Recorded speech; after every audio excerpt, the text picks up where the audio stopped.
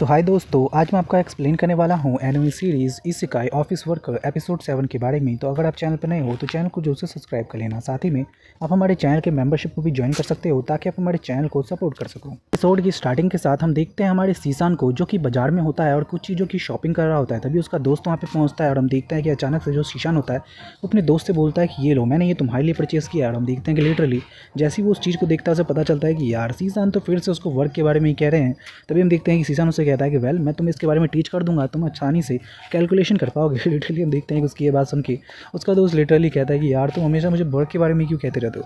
और फाइनली हम देखते हैं कि वो वहाँ से जाने लगते हैं अपने घर की तरफ। जैसे ही वो लोग घर की तरफ जाने लगते हैं हमें फाइनली देखने के लिए मिलता है कि जो हमारा मेन कैरेक्टर होता है सीसान, हमें बताता है कि एक्चुअली जो आर्स है उसने उसको कहा है कि वो अपनी नई जनरेशन को अच्छे से ट्रेन करे ताकि वो अच्छे खासा तरीके से काम कर सके जिस तरीके से वो करता है। और साथ ही में हम देखते हैं कि वो हमें बताता है कि जो हमारी होली मैडन है वो भी आजकल चर्च जाने लगी है ताकि वो लोगों का इलाज कर सके और कुछ पैसा कमा सके। वहीं दूसरी ओर हम देखते हैं कि जो हमारा जो सीसान का दोस्त होता है एक्चुअली उसके फादर की भी पोजीशन बढ़ जाती है सीसान के इतने सारे अच्छे अच्छे काम की वजह से।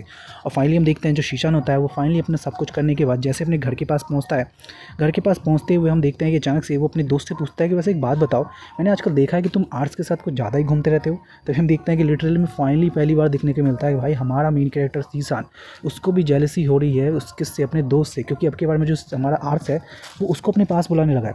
तभी हम देखते हैं कि उसको फाइनली याद आता है कि यार आर्ट्स ने उसे किस लिए बुलाया था, और उसे याद आता है कि आर्ट्स ने तो इसे इसलिए बुलाया था ताकि सीसान से वो दूर रह सके और उसके लिए कुछ भी ना करे, क्योंकि सब कुछ उसके लिए केवल आर्ट्स ही करेगा। और फाइनली हम देखते हैं कि उसकी तो भाई रोतरू सी शक्ल बन जाती है बट वो उसे बता भी नहीं सकता है। और फाइनली हम देखते हैं कि जैसे ही वो ये सारी बातें बताने लगता है हम देखते हैं जो उसका दोस्त होता है वो कहता है कि वायल मैं तो ऐसे ही गया था। देन हम फाइनली देखते हैं कि जब वो घर पहुँचता है तो वो देखता है कि उसके दरवाजे के सामने काफ़ी सारे लोग हैं। वो कहता है कि आखिर इतने सारे लोग मेरे दरवाजे के सामने कर क्या रहे हैं। अभी वो जैसे ही अंदर जाके देखता है वो देखता है कि उसका सब कुछ गायब है, सारे का सारा फर्नीचर, सारे डॉक्यूमेंट्स, सब कुछ जो उसने अभी तक लिखा था। और हम भी देखते हैं कि अचानक से वहाँ पे आर्स आ जाता है और कहता है कि वेल तुम यहाँ से मूव कर रहे हो मेरे साथ। और वो बताता है कि आज से तुम मेरे साथ रहोगे, इससे मैं तुम्हें अच्छे खासे तरीके से हीलिंग दे पाऊँगा। बट हम देखते हैं कि उसकी ये बात सुन के जो हमारा सीसान होता है वो कहता है कि ये तुम क्या कर रहे हो, बट आखिर इसकी क्या ज़रूरत थी। और तभी हम देखते हैं कि उसे याद आता है कि उसके दोस्त ने पक्का उसको ट्रिक किया है, वो उसे बाहर ले गया और उसी बीच में उसकी सारी चीज़ें हो गई। तभी फाइनली हम देखते हैं कि जैसे ही उस आर्ट्स के साथ पहुँचता है उसके महल में तो उसे पता चलता है कि वहाँ पर उसके लिए एक बटलर है। और हम देखते हैं कि साथ ही में एक मेड भी होती है जिसे देख के वो लिटरली कहता है कि यार मैं तो पहली बार इस तरह के घर में आया हूँ। तभी हम देखते हैं कि आर्ट्स कहता है कि आज से तुम इसी घर में रहने वाले हो, वो भी मेरे साथ। और फाइनली हम देखते हैं कि वो उसको उसका कमरा दिखाता है जो कि लिटरली बहुत ही लग्जरी होता है ब्रो, बिल्कुल 5 स्टार होटल भी उसके सामने फेल है।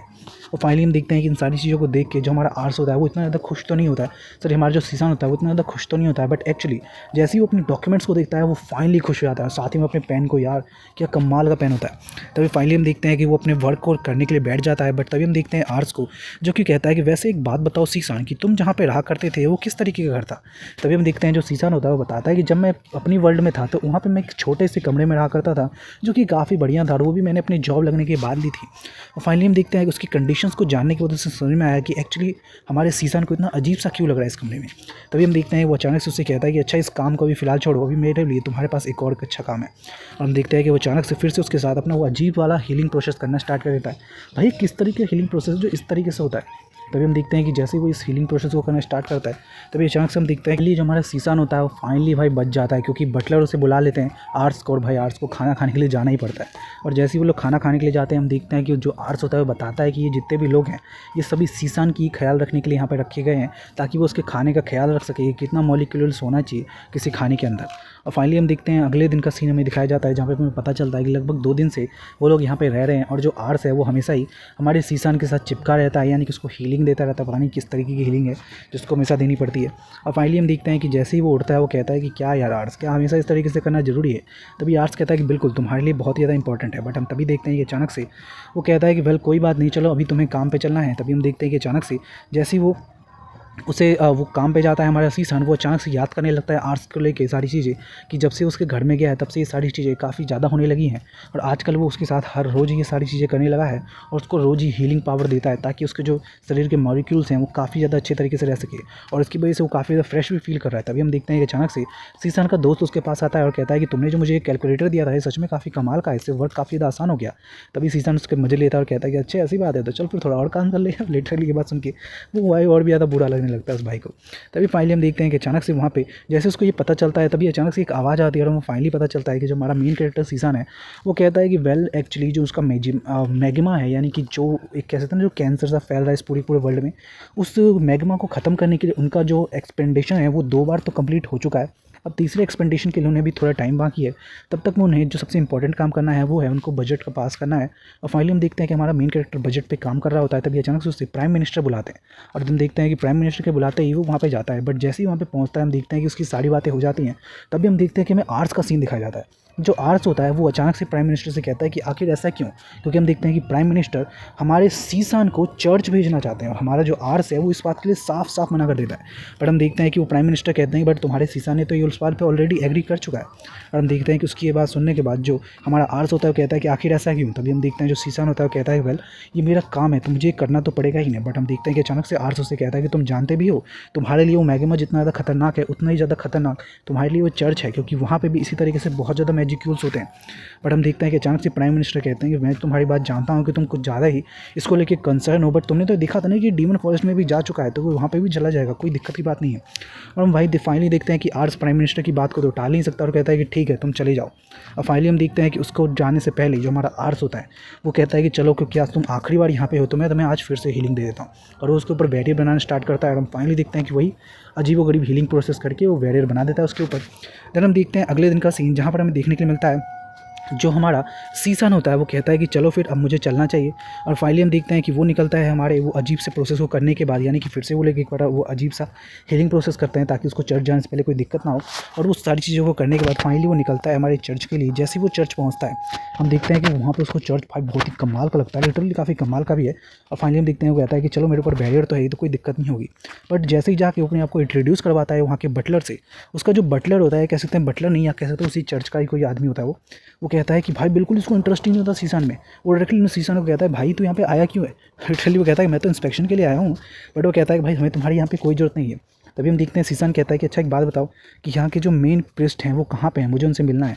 बट तभी हम देखते हैं कि वो लड़का साफ कहता है भाई किसी को भी मिलने के लिए तेरे पे टाइम नहीं है, तेरे से कोई नहीं मिलेगा, वो सब बहुत ज़्यादा बिजी हैं, तुम जैसे लोगों के लिए उनके पास टाइम नहीं है। लिटरली ये बात सुनने के बाद सीजन को बहुत ही बुरा लगता है, बट वो समझ जाता है कि यहाँ पे कोई भी उसकी मदद करने वाला नहीं है, बट उसे कुछ ना कुछ तो करना ही होगा। तभी हम देखते हैं कि उसे फाइनली एक कमरे में ठहरा दिया जाता है और कहा जाता है कि तुम्हें जो करना है वो करो। और हम देखते हैं हमारा सीजन भी बहुत खतरनाक बंदा है, तुम तो जानते ही हो। वो अचानक से वहाँ से निकलता है और भाई एक लाइब्रेरी में घुस जाता है जो कि रिस्ट्रिक्टेड एरिया होता है, वहाँ पे नहीं जा सकते। बट उसके अंदर घुस जाता है, वहाँ पे उससे कोई अजीब सी किताबें मिलती हैं, उसे पढ़ना स्टार्ट ही करता है कि तभी अचानक से वहाँ पे एक बहुत ही खास हो कह सकते हैं बहुत ही कमाल का बंदा वहाँ पे आ जाता है जो कि एक बहुत बड़ा प्रिस्ट होता है उस पूरे चर्च में। और हम देखते हैं कि वो वहाँ पे आते ही से हमारे सेचुरो से यानी कि सीसन से पूछता है कि तुम कौन हो। तभी वो बताता है कि मैं यहाँ पे इंस्पेक्शन के लिए आया हूँ, बट मुझे यहाँ पे लोगों ने अच्छे से बर्ताव नहीं किया मेरे साथ और मुझे पता भी नहीं था कि ये किस तरीके का एरिया है, इसलिए मैं गलती से यहाँ पे घुसा है। बट हम देखते हैं उसे पता चलता है कि एक रिस्ट्रिक्टेड एरिया है जहाँ पे किसी का भी आना मना है। और फाइनली हम देखते हैं कि सेंचुरो उससे माफ़ी मांगता है। तभी हम देखते हैं कि वो पूछता है कि बात बताओ तुम्हें किसने अटेंड किया था। तभी हम देखते हैं जो हमारा सेंचुरो होता है उससे बताता है कि मुझे एक लड़के ने अटेंड किया था जिसके बाल काफ़ी ज़्यादा हरे कलर के थे। और फाइनली हम देखते हैं कि वो प्रिस्ट उससे माफ़ी मांगता है और कहता है कि प्लीज़ मुझे माफ़ कर दो कि मेरे लोगों ने तुमसे इस तरीके से बर्ताव किया, बट मैं अभी उन्हें बुला के बताता हूँ। और फाइनली हम देखते हैं कि वो वहाँ पे उस बंदे को बुलाता है और उससे कहता है वैसे सेंचुरो मैं एक बात बता दूँ कि ये लाइब्रेरी रेस्ट्रिक्टेड एरिया है तो तुम यहाँ पे घूम नहीं सकते। और फाइनली हम देखते हैं कि हमारे सेंचुरो को फिर से उससे माफ़ी मांगनी करती है कि वो गलती से वहाँ पे आ गया। तभी हम देखते हैं कि वो अपने बंदे को बुलाता है और कहता है कि आखिर तुमने इनके साथ ऐसा बर्ताव क्यों किया। बट तभी हम देखते हैं कि उनका बंदा कहता है कि क्या ये यहाँ पे कैसे आ गया। तभी हम देखते हैं कि वो सेंचुरो से कहता है कि सेंचुरो मैंने तुमसे कहा था ना कि तुम अपने कमरे में रहो, फिर तुम यहाँ पे क्या कर रहे हो। बट तभी सेंचुरो कहता है कि तुमने ही तो कहा था तुम्हें जो मर्जी हो वो कर सकता हूँ। और फाइनली हम देखते हैं कि ये सारी चीज़ें होने के बाद जो वो प्रिस्ट होते हैं वो हमारे सेंचुरो यानी कि सीसन को कहते हैं कि सुनो अब इन सीसन के साथ कल से तुम रहोगे, ये उसी बंदे को उसी हड़े वाले बंदे को कहते हैं कि अब तुम कल से रहो किसके साथ। और फाइनली हम देखते हैं कि उस हड़े वाले बंदे को मान नहीं पड़ता भाई प्रिस्ट की बात कैसे टाल सकता है। और फाइनली वो कहता है आने टाइम पे सेंचुरो को कि यार भाई तुम एक काम करना कल आना मत, तुम्हारी वजह से मेरे को डांट सुनना पड़ गया। और फाइनली हम देखते हैं कि जैसे सेंचुरो घर पहुंचता है आर्स उसका इंतजार कर रहा होता है और उससे कहता है कि तुम्हें पता है तुम्हें कितना लेट हुआ है। तभी हम देखते हैं कि सीसन कहता है कि प्लीज़ यार माफ़ कर दो, एक्चुअली थोड़ा काम पड़ गया। और उसके बाद हम देखते हैं जो फाइनली हमारा आर्स होता है वो हमारे भाई सिचीरो को फिर से हीलिंग देना शुरू करता है, वो भी कहाँ पे, बाथटब के अंदर लिटरली नहाता हुआ। भाई सच में पता नहीं किस तरीके का हीलिंग प्रोसेस है। और वो कहता है तुम्हें पता है हमें तुम्हारी बहुत ज़्यादा फिक्र लगी रहती है, इस पूरे के पूरे जो महल है, इस पूरे महल के अंदर जितने भी लोग हैं हर कोई तुम्हारे लिए इंतजार करता रहता है। तो अब क्या, बिल्कुल भी ऐसा कभी मत सोचना कि तुम अकेले हो, तो तुम कुछ भी कर सकते हो। तुम्हें हमेशा ध्यान रखना होगा कि तुम्हारे पास कोई ना कोई है जो तुम्हारा इंतजार कर रहा है, तो तुम्हें घर पर पहुँचना है सही से, समझे। तो कल से अगली बार से तुम जाओगे तो ध्यान रखना। फाइनली हम देखते हैं जो हमारा सिचीरो होता है वो कहता है कि ठीक है भाई, मैं कल की बार से जब भी जाऊँगा तो मैं ये बात ध्यान रखूँगा और टाइम पे घर आऊँगा। और फाइनली हम देखते हैं कि हमारा एपिसोड यहीं पे ख़त्म हो जाता है। So thank you so much for watching this video.